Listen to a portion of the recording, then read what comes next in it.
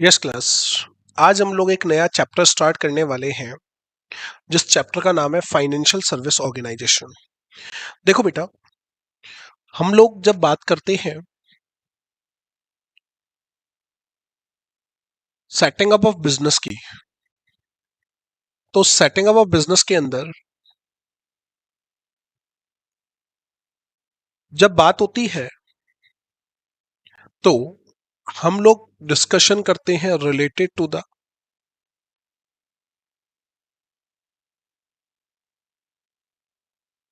हम लोग हमेशा डिस्कशन करते हैं related to the business always. तो अगर मुझे किसी भी तरीके के बिजनेस को रन करना है, अगर मुझे किसी भी तरीके के बिजनेस को अगर रन करना है तो बिजनेस के लिए चाहिए फाइनेंस। अगर मुझे किसी भी तरीके के बिजनेस को रन करना है तो बिजनेस को रन करने के लिए चाहिए फाइनेंस। अब ये फाइनेंस हमारे पास दो तरीकों से आ सकता है। या तो ये आएगा ऑन द बेसिस ऑफ डेप्ट, डेप्ट का मतलब हो गया लोन के बिहाफ पे, या फिर ये आएगा on the basis of equity, जिसका मतलब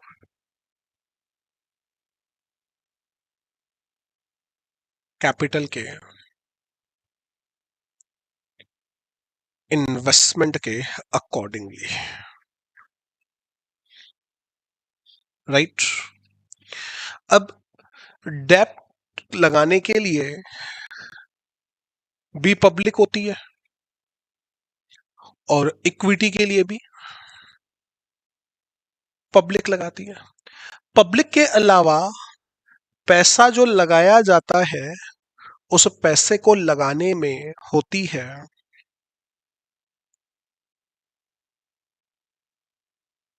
कुछ इंस्टीट्यूशंस। क्या बोल रहा हूं, मेरी बात को ढंग से समझिएगा कि जो पैसा लगाया जाता है उस पैसे को लगाने के पीछे होते हैं कुछ इंस्टीट्यूशंस। अब जिन इंस्टीट्यूशन की मैं तुम लोगों से बातचीत कर रहा हूं ये दो तरीके से होते हैं। या तो इन लोगों ने आरबीआई का अप्रूवल ले रखा हो, हमारा जो कंट्री है रिजर्व बैंक ऑफ इंडिया, अगर उसका अप्रूवल ले रखा है, या फिर नो अप्रूवल ऑफ आरबीआई, दोनों हो सकते हैं। अगर इन लोगों ने आरबीआई का अप्रूवल ले रखा है तो इनको बोलते हैं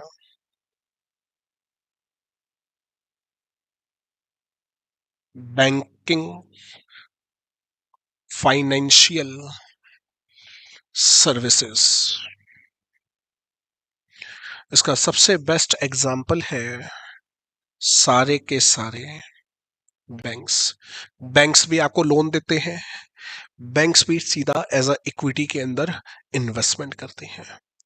और जिन्होंने अप्रूवल नहीं ले रखा है वो कहलाते हैं नॉन बैंकिंग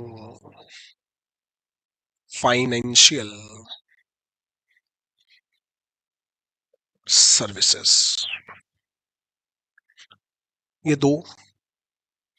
तो हम लोग जो चैप्टर स्टार्ट कर रहे हैं फाइनेंशियल सर्विस इन इंस्टीट्यूशन के बारे में, तो इस चैप्टर के अंदर हमें दो ऑर्गेनाइजेशन देखने को मिलेंगे, एक बैंकिंग वाले और दूसरा नॉन बैंकिंग वाले। एक तो जिन्होंने अप्रूवल ले रखा है, दूसरे जिन्होंने अप्रूवल नहीं ले रखा है। इसे एक बार नोट कीजिएगा सबसे पहले।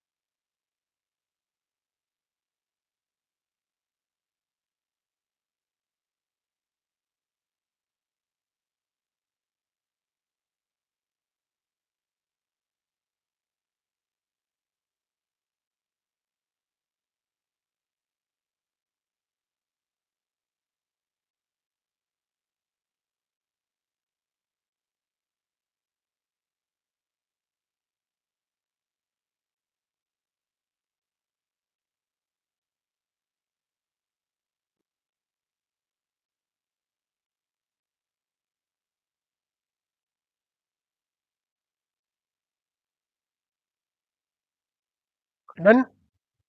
क्लियर है मामला? अब देखो,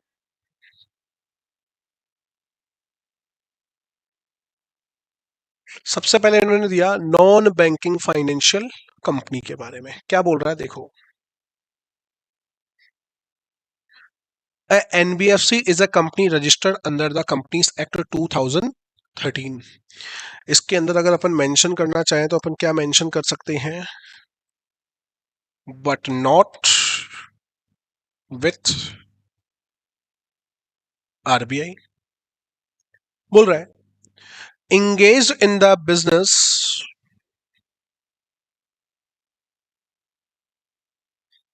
engage in business of loan and advance acquisition of shares, stock, bonds and debentures and securities issued by government or any local authority or any type of marketable securities। चाहे government organisation share लेकर के आए, चाहे private लेकर के आए, कोई authority लेके आए, तो उन सभी के शेयर्स लेना, डिबेंचर लेना, लोन देना, उन सभी से रिलेटेड सारे के सारे बिजनेस करती है। But it does not includes, लेकिन इसके अंदर किस किस को कंसीडर्ड नहीं किया जाता है अगर मैं उसके बारे में बात करूं, तो इसके अंदर कभी भी एग्रीकल्चर एक्टिविटीज को इंक्लूड नहीं किया जाता, इंडस्ट्रियल एक्टिविटीज को कंसीडर्ड नहीं किया जाता, purchase and sale of goods को कंसीडर्ड नहीं किया जाता, provide any services, sales and purchase of construction of immovable property से रिलेटेड काम नहीं होना चाहिए। मतलब इसका कोर बिजनेस होना चाहिए रिलेटेड टू द फाइनेंस। अगर ये किसी भी तरीके का एग्रीकल्चर का वर्क कर रही है, अगर ये किसी भी तरीके की इंडस्ट्री रन कर रही है, या फिर ये ई मूवेबल प्रॉपर्टी से रिलेटेड कोई भी काम कर रही है, तो इसको कभी भी एनबीएफसी नहीं बोला जा सकता। सिंपल सा कंसेप्ट। ठीक है, अब आगे बोला, अब बैंकिंग इंस्टीट्यूशन विच, या तो वो एक कंपनी हो, वो क्या करती हो, जिसका मेन बिजनेस क्या है, अभी अभी बोला मैंने, किससे रिलेटेड? फाइनेंस से रिलेटेड। लोगों को पैसा देना, लोगों से पैसा लेना, या तो डेप्ट के वे में या फिर इक्विटी के वे में। Here the principal business of receiving deposit under any scheme in lump sum or in installment is also a non-banking company, right? अब इसने क्या बोला, सबसे पहली चीज, NBFC can not accept the demand deposit. जैसे बैंक होता है, बैंक के अंदर अगर हम लोगों को पैसे जमा करवाने हो तो हम जाकर के बैंक में पैसे जमा करवा सकते हैं, लेकिन एनबीएफसी के लिए रूल है, वो कभी भी, एनबीएफसी के लिए रूल है, वो कभी भी डिमांड डिपॉजिट नहीं ले सकता। What is demand deposit? Public अपना पैसा बैंक में जमा करवाती है, उसे क्या बोला जाता है? Demand deposit. तो एनबीएफसी कभी भी पैसा जमा नहीं करवा सकता क्योंकि इसको आरबीआई का अप्रूवल नहीं मिला हुआ। NBFC do not form part of payment and settlement system, cannot issue check drawn on itself, ये कभी भी अपने बिहाफ पे चेक इशू नहीं कर सकता। Deposit insurance facility of deposit insurance and credit guarantee corporation is not available to the depositor of NBFC। मतलब ये तीन काम नहीं कर सकता। ये डिमांड डिपॉजिट पब्लिक से नहीं ले सकता, demand deposit from public.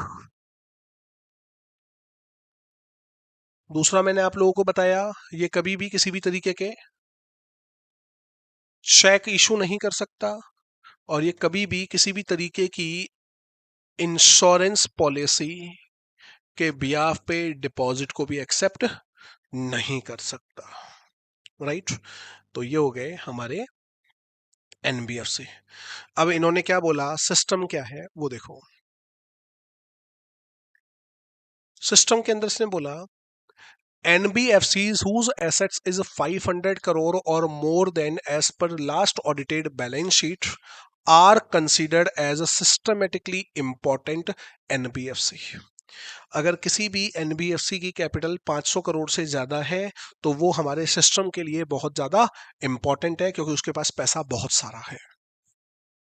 Right, उसके आगे बोला गया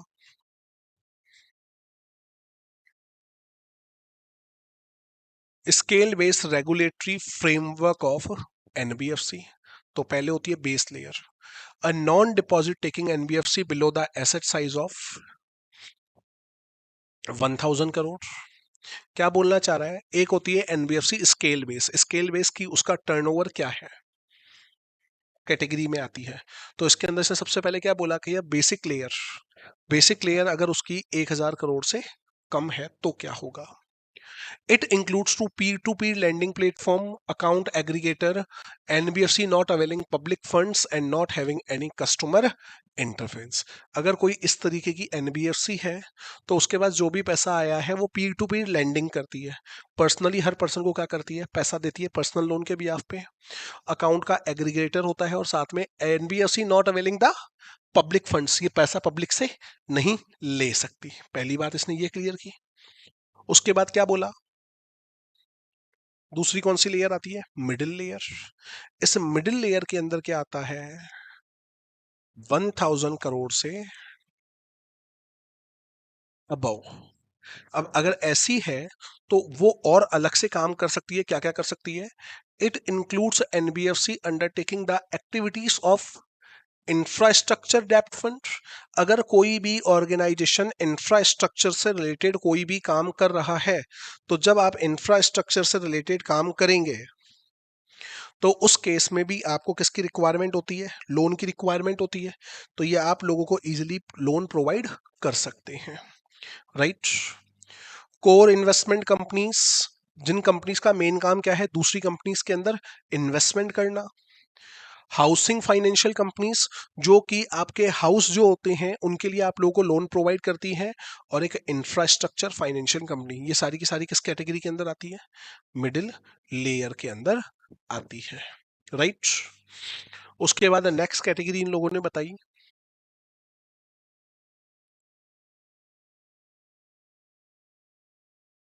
अपर layer, NBFC which require enhanced regulatory supervision. ऐसी रेगुलेटरी जहां पर आपका सुपरविजन करना बहुत ज्यादा जरूरी है, आपको पूरा का पूरा मॉनिटर गवर्नमेंट ऑफ इंडिया की तरफ से किया ही किया जाएगा, उसे हम कहते हैं अपर लेयर। इंडिया के अंदर जितनी भी NBFC हैं उनमें से जो टॉप 10 है वो हमेशा किस कैटेगरी के अंदर आती है, upper layer. The top 10 eligible NBFC in term of their asset side shall be always reside in the upper layer in respective of the any other factor। जो टॉप 10 है उसी को हमेशा अपर लेयर में डाला जाता है, वो सारे के सारे काम कर सकती है। फिर क्या है टॉप लेयर, अभी अगर मैं इंडिया के बारे में बात करूं तो इंडिया के अंदर टॉप लेयर में एक भी कंपनी नहीं है। बोला गया this layer can get populated if reserve bank is of the opinion that there is a substantial increase in the potential system risk from the specific in the upper layer। अगर upper layer के अंदर 10 से ज्यादा companies हो जाएंगी तो जितनी भी कंपनी बढ़ रही है वो तो अपर लेयर में रह जाएंगी, और जो पुरानी वाली है उन्हें कहां ट्रांसफर कर दिया जाएगा, टॉप लेयर के अंदर ट्रांसफर कर दिया जाएगा। राइट, बात आ गई खत्म। अब इन्होंने क्या टॉपिक दिया है, टाइप्स ऑफ NBFCs।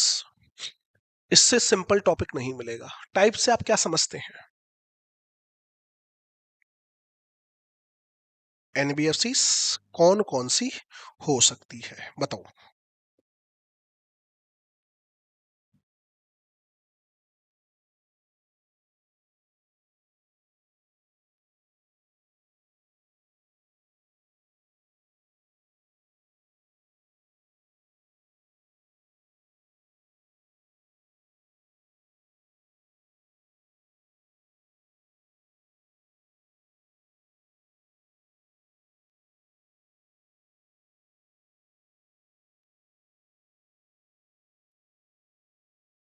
बोलो। कि जो एनबीएफसी हैं वो अलग अलग कैटेगरी की हैं, हर जगह पे पैसा नहीं लगाती, इनको अलग अलग कैटेगरी में डिवाइड कर रखा है। तो सबसे पहली कैटेगरी क्या दे रखी है? Assets in finance company. इसका सिंपल सा मतलब है, जितने भी बिजनेस होते हैं, बिजनेस के अंदर लैंड चाहिए, बिजनेस के अंदर लैंड चाहिए, बिजनेस के अंदर प्लांट चाहिए, बिजनेस के अंदर मशीनरी चाहिए। इसके लिए पैसा जहां से आएगा, तो बिजनेस की अगर एसेट्स को परचेज करना है, उस एसेट्स को परचेज करने के लिए जो एनबीएफसी पैसा देती है उसे हम कहते हैं assets finance company. An AFC is a company which is a financial institution. It principal business financing physical assets supporting productive activity such as automobiles, tractors आ गए ना मशीन्स के अंदर, generator, earth moving and material handling equipment, moving on own power and general purpose industrial machine. बात आ गई समझ में? ये principal business means an aggregate financial physical assets supporting economic activity and income from is not less than 60% of the total assets। इसका कहने का मतलब है जितना भी इन लोगों ने एसेट्स के लिए फाइनेंस दिया है, वहां से कम इसके पास इनकम आनी चाहिए 60%। वहां से इसके पास कम से कम इनकम आनी चाहिए 60% की। राइट, बात खत्म। सेकंड कौन सी है? इन्वेस्टमेंट कंपनी, जिसका मेन काम क्या है? दूसरी कंपनीज के अंदर इन्वेस्टमेंट करना, या तो एज अ वे ऑफ डेप्ट या फिर as a way of equity. Company के अंदर इन्वेस्टमेंट करेगी, सीधा सीधा मतलब ये है। Investment means any company which is a financial institution on carrying on its principal business the acquisition of securities. ये दूसरी कंपनी के शेयर्स के अंदर क्या रहती है? इंटरेस्टेड रहती है। उसी को हम लोग क्या बोलते हैं? Investment companies. आगे क्या बोल रहा है वो देखो।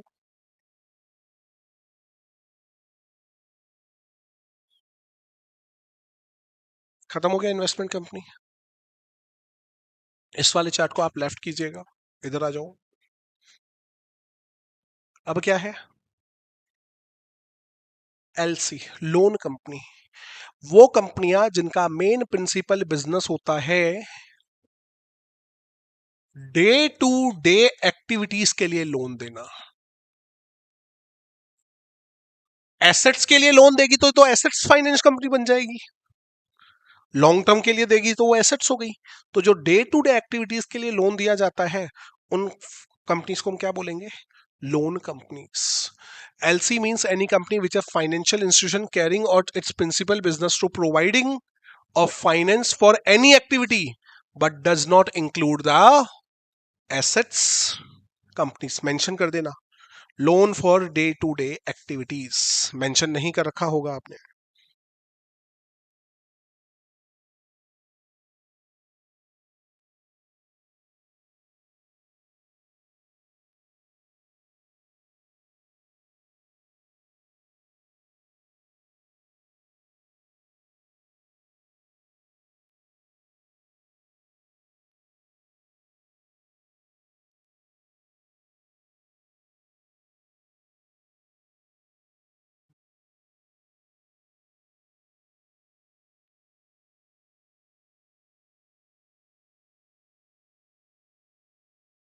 चले आगे। अब देखो नेक्स्ट कौन सी है? Infrastructure financial company. इसका मेन काम क्या है? जो इंफ्रास्ट्रक्चर का काम होता है ना, डेवलपमेंट से रिलेटेड, ब्रिज बन रहे हैं, डैम बन रहे हैं, उनके लिए पैसा प्रोवाइड करना, उस कंपनी को हम क्या बोलेंगे? Infrastructure financial company. देखो क्या बोल रहा है, IFC is a banking financial company which deploy at least 75% of its total assets in the infrastructure loan, has a minimum net own fund of 300 crore. मतलब इसकी जितनी भी टोटल एसेट्स हैं उसका इसने क्या दे रखा हो? लोन। कम से कम कितना परसेंट? 75%। किस पर्पस के लिए? इंफ्रास्ट्रक्चर पर्पस के लिए। इसकी जो नेट ओन फंड है, नेट ओन फंड का मतलब है टोटल इसकी जो इक्विटी है, वो टोटल इक्विटी कम से कम कितनी होनी चाहिए? 300 crore. Has a minimum a credit rating A और इक्विवेलेंट, एक्चुअली क्या होता है, जो कंपनी लोन देती है उसको पहले क्रिजल नाम की रेटिंग एजेंसी से रेटिंग लेनी होती है कि ये लोन दे सकती है या नहीं। जैसे मूवी को स्टार मिलते हैं ना, आईएमडी रेटिंग आती है, टाइम एक्सप्रेस की आती है, आज तक की रेटिंग आती है, वैसे ही जितनी भी कंपनीज होती हैं क्रेडिट वाली, उनकी भी रेटिंग होती है। तो इन कंपनीज को कम से कम कितनी रेटिंग मिलनी चाहिए? ए रेटिंग मिलेगी तो ही ये इंफ्रास्ट्रक्चर में आएंगी, अदरवाइज नहीं आएंगी, या उससे ज्यादा होनी चाहिए। Capital to risk assets ratio, जो वो रेशो होना चाहिए कम से कम कितना परसेंट होना चाहिए? 15%। तो उसको हम किस कैटेगरी के अंदर रखेंगे? इंफ्रास्ट्रक्चर कंपनी के अंदर। डन। ये हो गई बेसिक वाली। अब आगे देखो क्या बोल रहे हैं। ये तो सारी बता दी। अब हमने बोली थी कुछ कंपनी जो सिस्टमेटिकली इंपॉर्टेंट होती है। फर्स्ट लाइन में ही आया था सिस्टमेटिकली इंपॉर्टेंट, जिसकी नेट कैपिटल कम से कम कितनी होनी चाहिए? 500 करोड़ या 500 करोड़ से ज्यादा होनी चाहिए। तो बोल रहा है CIC NDSI मतलब systematically important core investment company and NBFC carrying on business of acquisition of shares and security which satisfied the following condition. Wait for a minute.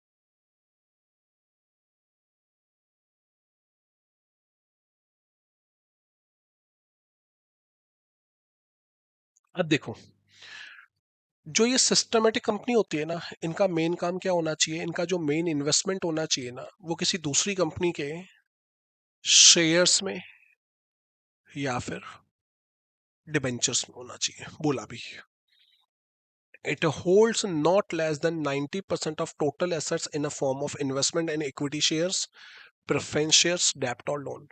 आप किसी दूसरी कंपनी के अंदर इन्वेस्टमेंट करोगे तो तुम्हारी वो एसेट्स कहलाएगी। तो जितनी तुम्हारी टोटल एसेट्स है ना, उसका 90% किससे होना चाहिए? शेयर्स और डिबेंचर्स से होना चाहिए। It investment in equity shares in a group company constitute not less than 60% of total assets। सुनना, इन्वेस्टमेंट करोगे तो इक्विटी शेयर में भी करोगे, डिबेंचर्स में भी करोगे, प्रेफरेंस शेयर में भी करोगे, तो कम से कम कितना परसेंट होना चाहिए टोटल शेयर का? 90%। लेकिन उस 90% में भी इक्विटी शेयर कम से कम कितने होने चाहिए? 60%। It does not trade in its investment in shares, debt or loans in the group companies. It does not carry on any other financial activity referred in RBI। Simple सी बात है, अगर RBI के through जो rating मिली हुई है उसके according काम करेगी तो ये NBFC तो कहला ही नहीं सकती। तो इसके लिए इन्होंने सिंपल सा एक रूल बना रखा है। रूल क्या बना रखा है? सिंपल से वर्ड्स में इन्होंने बोला कि अगर कोई भी एनबीएफसी काम कर रही है, वो काम तो कर सकती है, लेकिन जो भी आरबीआई के एक्ट में लिखा हुआ है उस एक्ट से रिलेटेड कोई भी काम नहीं कर सकती। इसका मेन काम केवल क्या होना चाहिए? इन्वेस्टमेंट करना। कहां पर? शेयर्स के अंदर और डिबेंचर्स के अंदर। राइट। आगे देखो।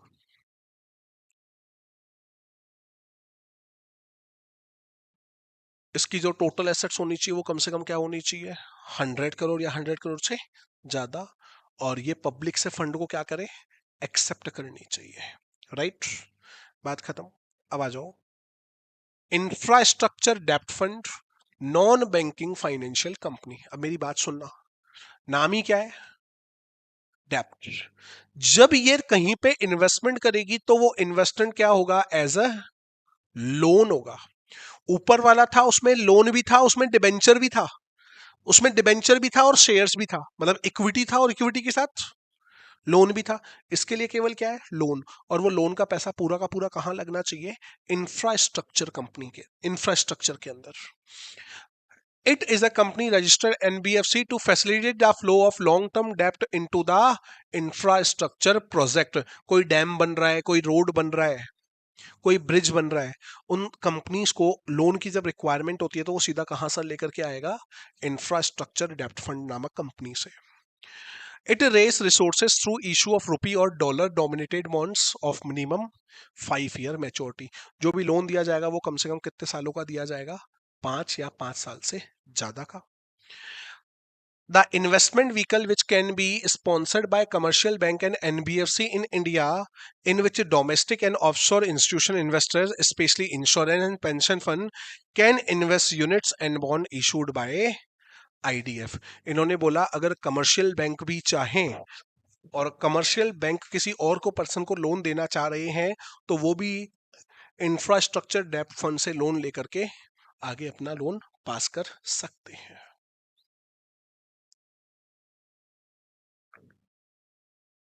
फिर बोला गया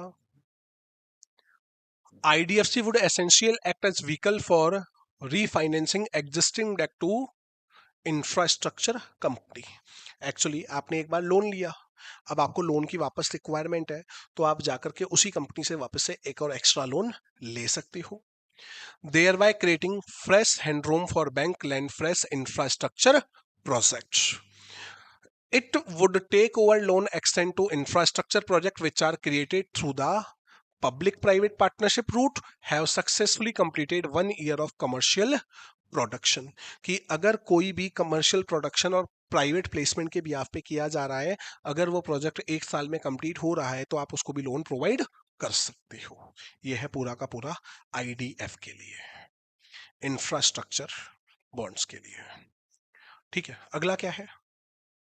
non banking financial company, micro financial institutions. मैंने आप लोगों को MSME बताया था. MSME को लोन देने के लिए जो नॉन बैंकिंग फाइनेंशियल कॉर्पोरेशन होते हैं उनको हम कहते हैं NBFC for MFI. It means a non-deposit taking NBFs that fulfill the following condition. अब ये conditions क्या क्या fulfill करती है उसके बारे में बातचीत करते हैं. Reserve Bank of India specified 10 crore as the net own fund requirement for this with the effect from the 1st अक्टूबर 2022. अगर आपको MFI को लोन देना है तो आपकी टोटल कैपिटल कम से कम कितनी होनी चाहिए? 1 crore. However, existing non-banking financial company holding a certificate of registration October 21 issued by RBI of India. अच्छा, अगर किसी भी कंपनी का ओवर क्या होता है? 10 करोड़ से कम से कम कितना होना चाहिए? 10 करोड़. अगर 10 करोड़ से कम है और पहले से चलती हुई आ रही है तो उसके लिए गवर्नमेंट ने रूल बना दिया कि आप लोगों को 31 मार्च 2025 तक अपनी कैपिटल कितने रुपए की रखनी है? 7 करोड़. 2 साल के बाद वो कम से कम कितनी होनी चाहिए? 10 करोड़. नई ओपन होगी 1 अक्टूबर 2022 के बाद तो कम से कम कितनी होनी चाहिए? 10. जो पहले से चलती आ रही है 31 मार्च 2025 तक उनकी कैपिटल कितनी हो जानी चाहिए? 7 करोड़. और उसके 2 साल बाद 2027 तक कितनी हो जानी चाहिए? 10 करोड़. सिंपल सी बात.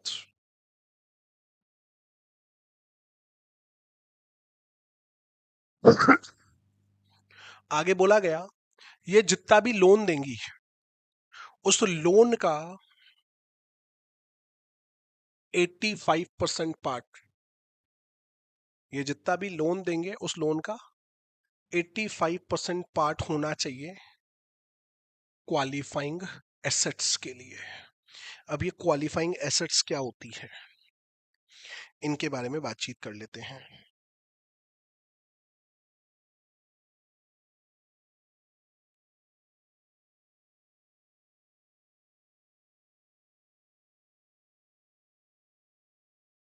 एक सेकंड वेट करना.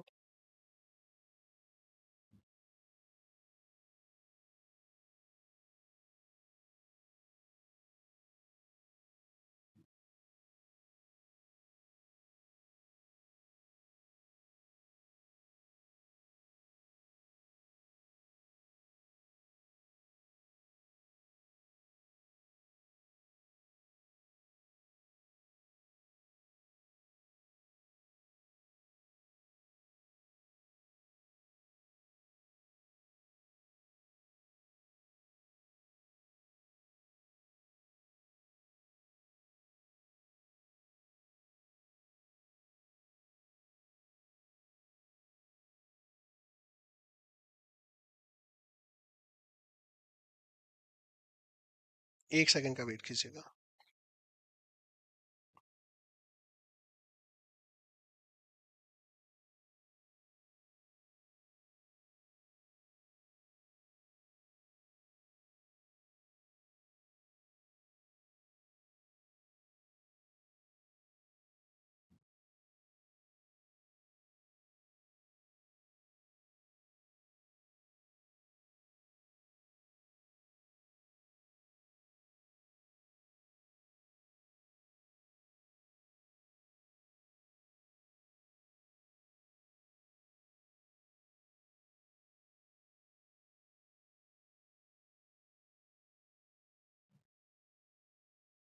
चलो आगे देखो। क्वालिफाइंग एसेट्स के अंदर इसने क्या बोला, loan which is disburse in a borrower which house hold annual income not exceeding 1,25,000 से लेकर के 2 लाख। इन्होंने जो भी लोन दिया है वो लोन कितना होना चाहिए, 1,25,000 से लेकर के 2 लाख, और किसको मिलना चाहिए, रूरल पर्सन को, अर्बन और सेमी अर्बन लोगों को। Loan does not exceed 75,000 in first cycle and 1,25,000 in subsequent. पहले 75,000 दोगे, बाद में कितने रुपए दोगे, 1,25,000 ओवरऑल। मिनिमम टेन्योर कम से कम कितने टाइम के लिए टेन्योर होगा उसका, 25 मंथ का। For loan amount exceeding the 30,000। और क्या है, collected free loan without any prepayment penalty. Loan होगा without any type of security. और लास्ट के अंदर इन्होंने क्या लिया है, minimum 50% of aggregate amount of loan in income generation activity, जहां से वो पैसा कमाते हैं वहां होना चाहिए। Flexibility of repayment periodicity at borrower choice. जिसने पैसा लिया है उसके भी पे इसको बार बार क्या किया जा सकता है, चेंज किया जा सकता है, उसके लिए होना चाहिए पैसा। यह है आपका पूरा का पूरा एमएफआई। एमएफआई मतलब माइक्रो फाइनेंशियल इंस्टीट्यूशन के लिए, राइट।